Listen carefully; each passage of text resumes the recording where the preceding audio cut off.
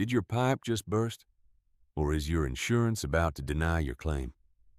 Here's what every North Carolina homeowner needs to know about water damage coverage.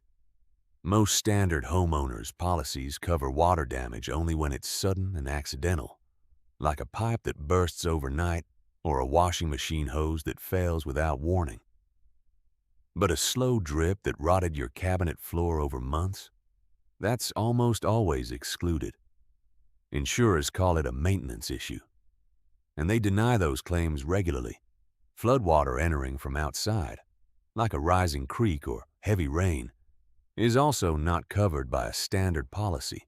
That requires separate flood insurance through FEMA or a private carrier.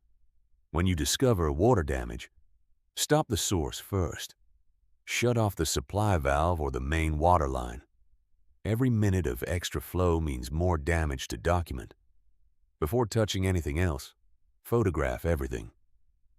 Wide shots of the room, close-ups of the source, and all visible damage. Don't move furniture or pull up flooring yet.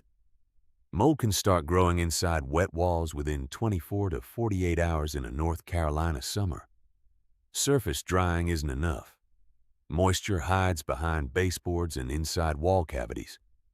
If you're dealing with water damage in Middlesex or the surrounding area, call Go Green Restoration of NC at 918-906